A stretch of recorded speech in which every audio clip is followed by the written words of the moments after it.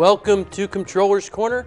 I'm your host, Pat Curry, joined as always by Buffalo Comptroller Mark Schroeder. Our top story today, the Comptroller went to the bond market last week to fund the city's $20 million capital budget. There were 10 financial institutions competing for the city's business, and the winner was PNC, a bank out of Pennsylvania that offered a rate of 2.5%. Now, Mark, you do this in a competitive way that puts the banks in a competition in order to get the best rate for taxpayers. So this is a 2.5% rate, which is pretty good competitive compared to what the city was getting in the past. And this will allow the city to borrow for these capital projects without paying too much in interest. And the way that you marketed the city is helpful in getting these banks to realize that the city is a wise investment. Yeah. So as you know, Patrick, some time ago, I went to New York City, I went to Chicago, and met with potential investors, trying to entice them to invest in Buffalo paper. And so I believe that pretty much the positive view that people have on Buffalo and us going to see the investors and to talk about what's going on in Buffalo has been helpful. This group, this is an asset management group. It's a bank that if you go to Pittsburgh, you probably have seen this bank around. They have retail banking. They have an asset management group. In the 1980s, it was actually called the Pittsburgh National Corporation, but then it's become an international bank, and actually the PNC means nothing. Just like the S in Harry S. Truman, it meant nothing. But it means a lot to me, and it means a lot to Buffalo, because this was a very, very good deal. As you stated in the beginning of the deal, we knew we had 10 to 12 different bidders. These are corporations who really want to be involved with Buffalo, and they feel it's in their best interest and for their investors. This PNC group also is a minor has a minority ownership role within BlackRock. BlackRock is one of the largest publicly traded investment firms in the nation. So Buffalo got a good look at last week, and we're very, very proud of this deal that began and ended in a very short period of time because there was interest. There are times where municipalities go to the market and it's a very long day. Nobody's interested. Sometimes they have to go home and start over again. It's happened here in Western New York with different municipalities, smaller municipalities, but that did not happen to Buffalo. Now, you mentioned some of these bidders, and these are household names.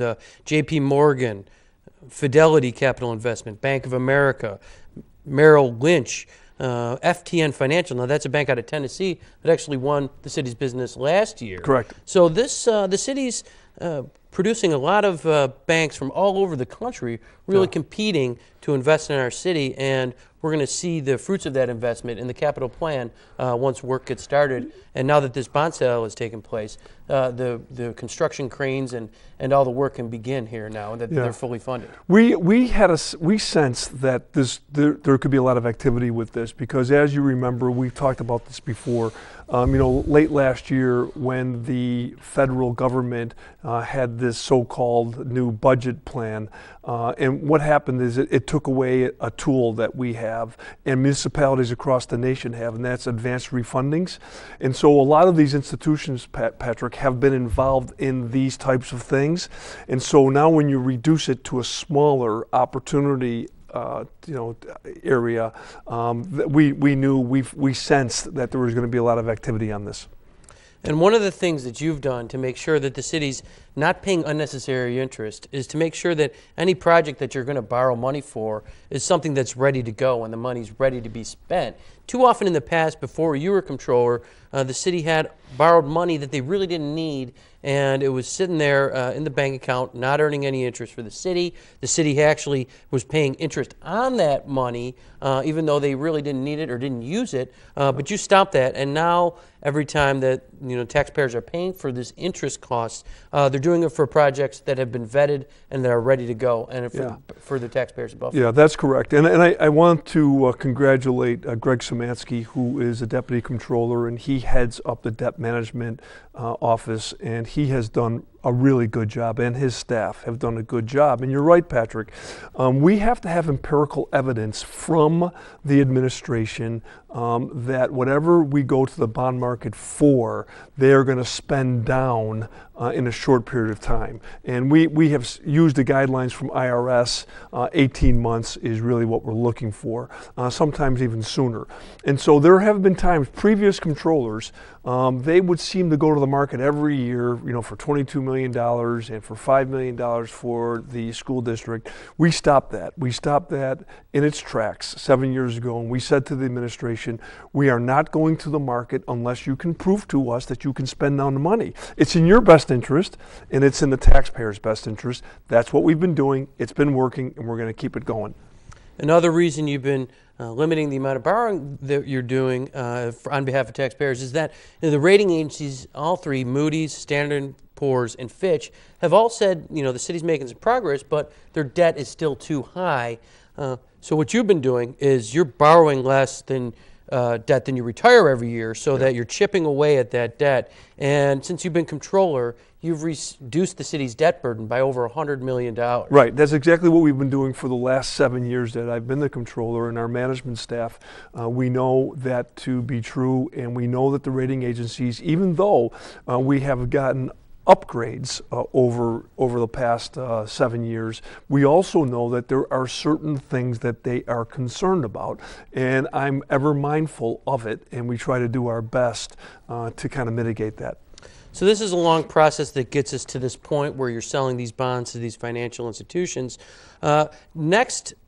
Next year starts in August, this process starts, and that's going to be the first time that your new debt policy, which was just approved by the council last week, that's going to be in effect for this next round of funding. So some of the things that your new debt policy includes is looking at the ratios that Moody's, Standard & Poor's, and Fitch use to grade the city of Buffalo, and implementing that into our debt policy and decide how much we really can borrow as far as the city goes, so that we're making decisions based on what is best for the city, what financial institutions and rating agencies look at as far as our finances. Yep. So we're not just making these decisions arbitrarily. Well, the rates are low, let's borrow more, or we need this, let's borrow that. Now we're actually making decisions under this debt policy that will help meet the city's capital needs, but also protect the city's finances in the long term. No question. And we have done a very good job at this over the last 7 years. All of the rating agencies put out what I would call like a mini white paper. It's very clear to what they're looking for. And they also offer info seminars, of which Ann Forti-Sciarrino, she is one of the greatest first deputies in Buffalo history. She's disciplined, she's a technician, and she listens.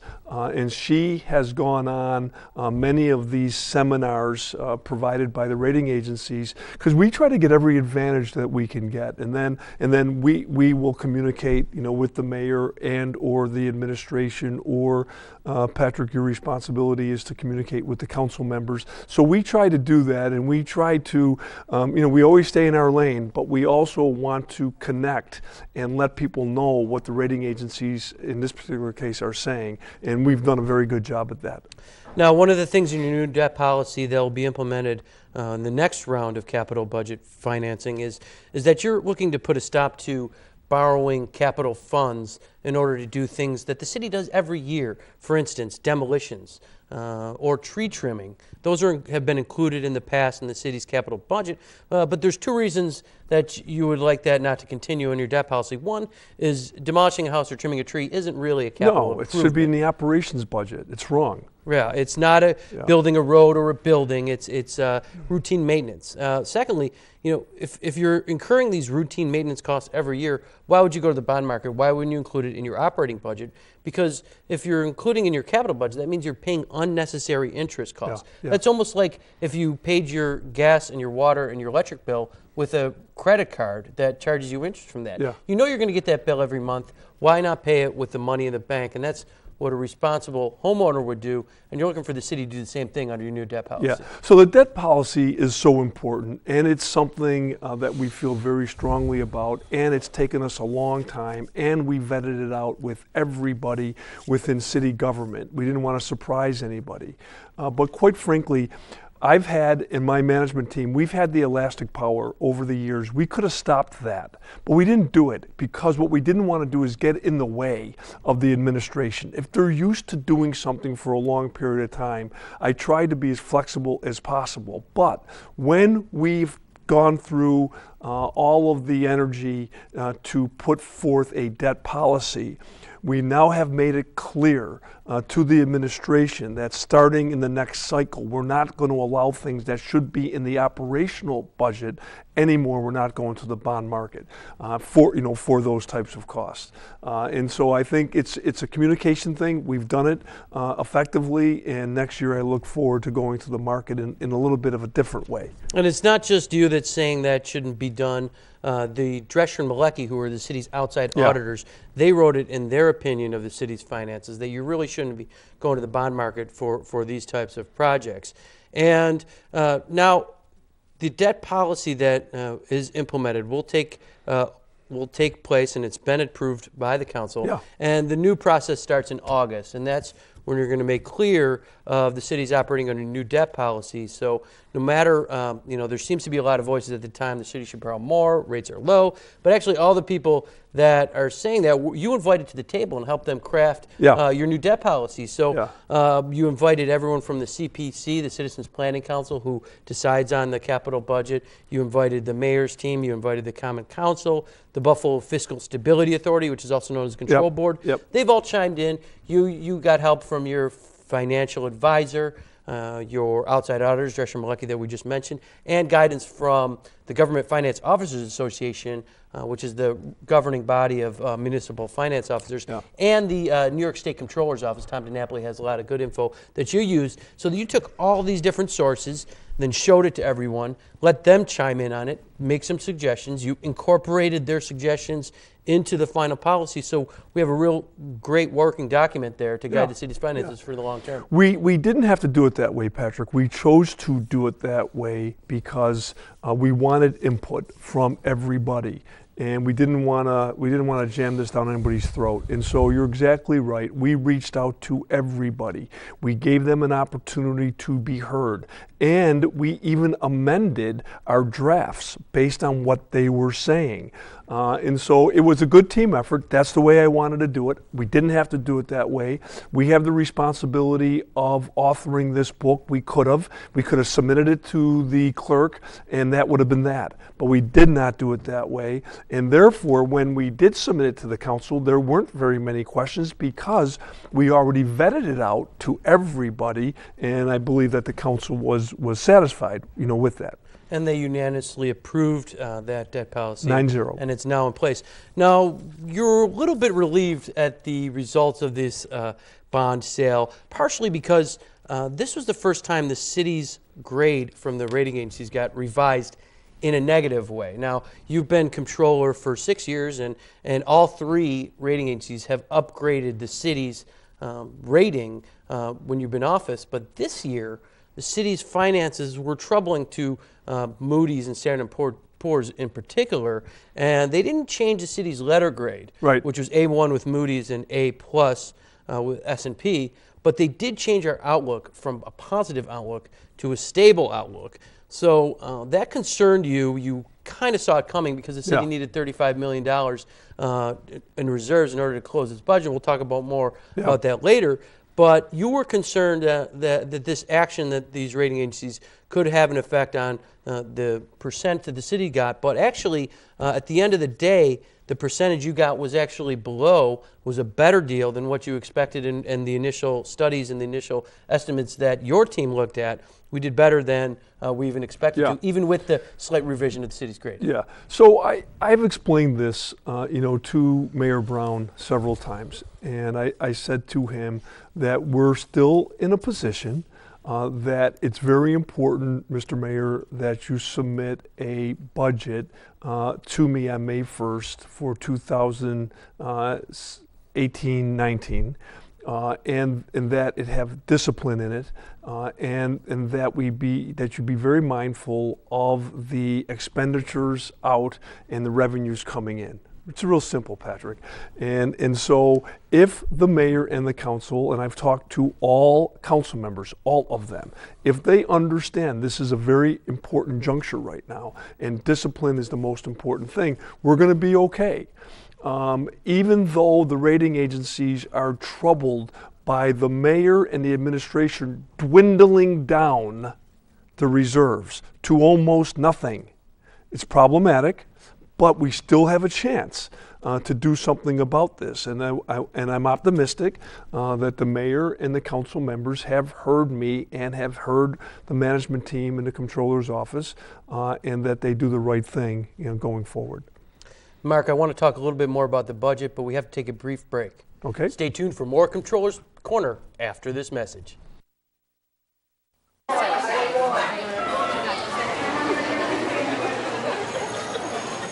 what happened with Troy? No, it's all about Jerome. Hey, Dee. Hey, Julie, what's up? So? I was wondering if you could help me with that home ec project. So what's the project? How to make white bread? Why doesn't she ask one of her other friends? Yeah, why don't you just leave? Sorry.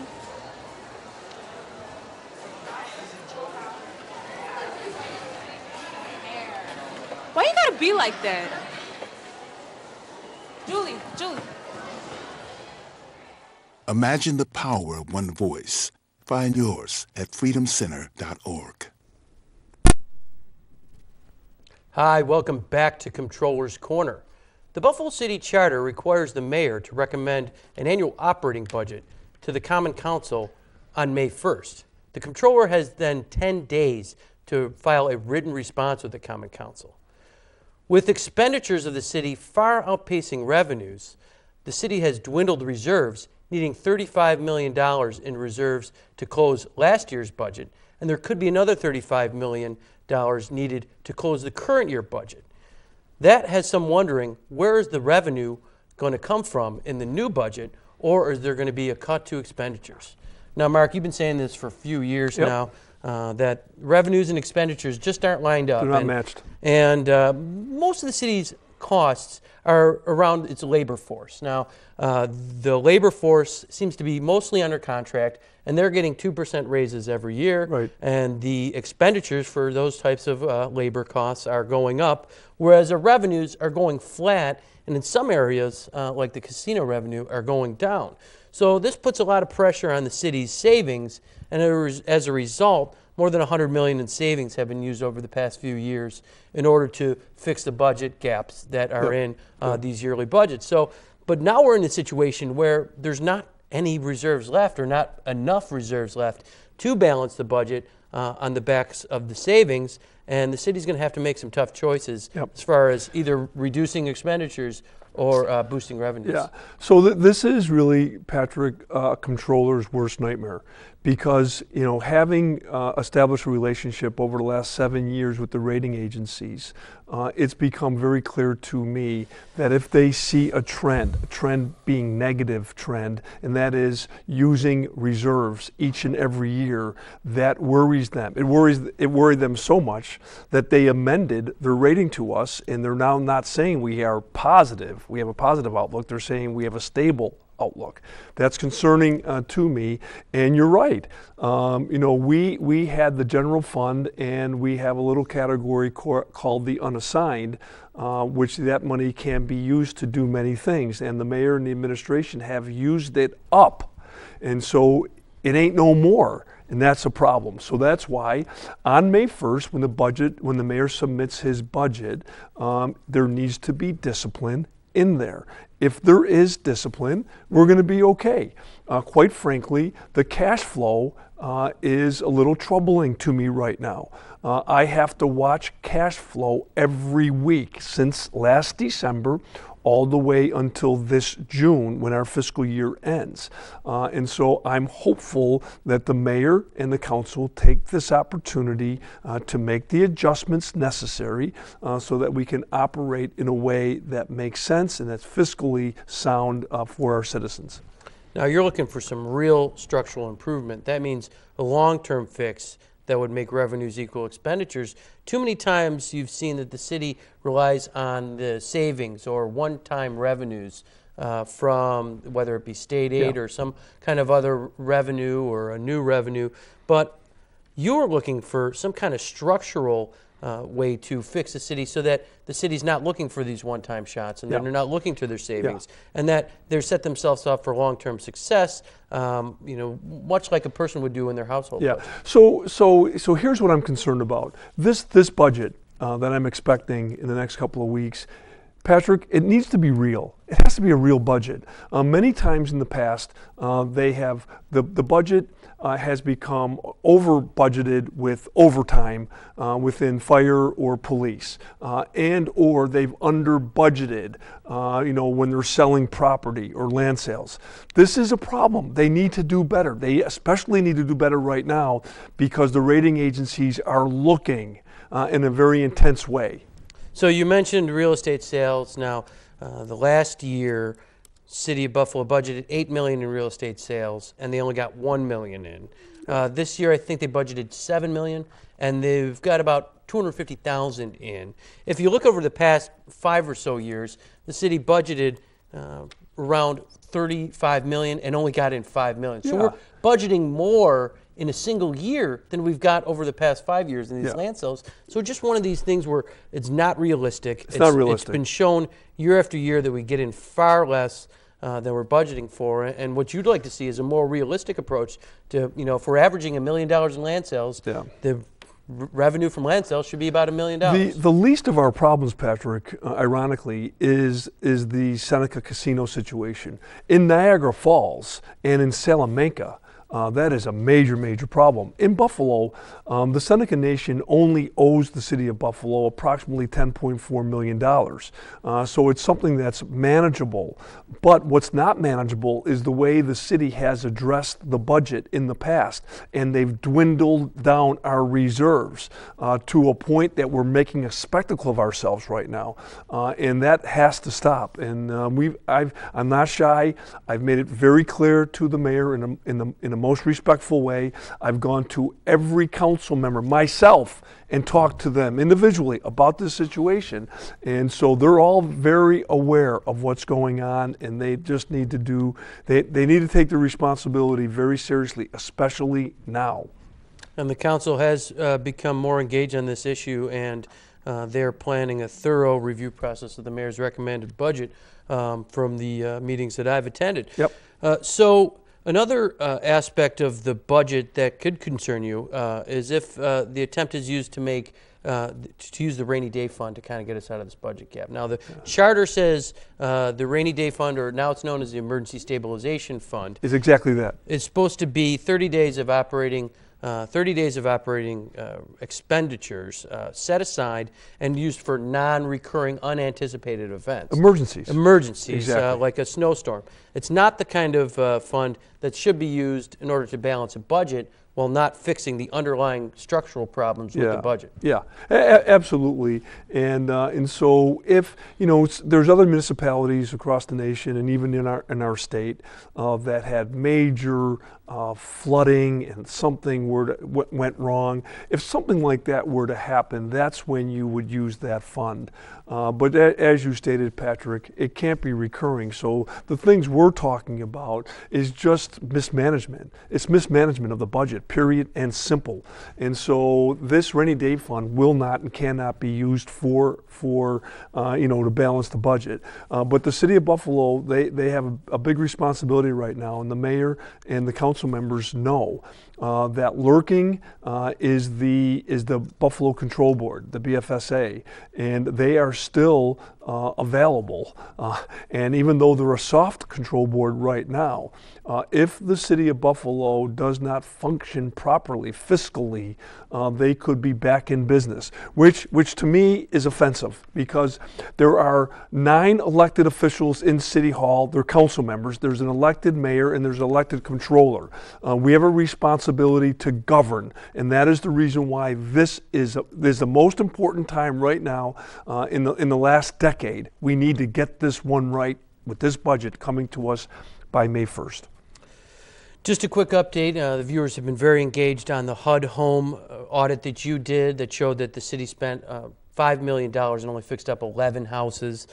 Since then, Congressman Brian Higgins has said that he's going to review and do an investigation before any more money is put towards this project. We just read in the media that the regional director for New York State and New Jersey for HUD has some major concerns about this program, and she's going to look into that as well. It's been shown, the Buffalo News did a report that Rochester and Syracuse, instead of spending $500,000 per house, spend about $150,000, and they're actually able to do about 25 homes as opposed to 2 a year that the city does. So all the excuses that are given about blaming the federal government, blaming this and that, really don't hold any water, and that other municipalities are operating this project much more efficiently, helping many, many more families, and doing it at a cheaper cost and quicker than the city of Buffalo. And you have made it known that you're not going to move any more of this money until you see major changes. So the HUD director you're referring to, her name is Lynn Patton, and she was appointed by President Trump. She reports directly to Dr. Ben Carson, who's the HUD secretary. She said in Buffalo last week that when she heard about this, she was screaming all the way from New York City to Buffalo, because this is not something the taxpayers want or expect their government to be doing. And so this is shameful.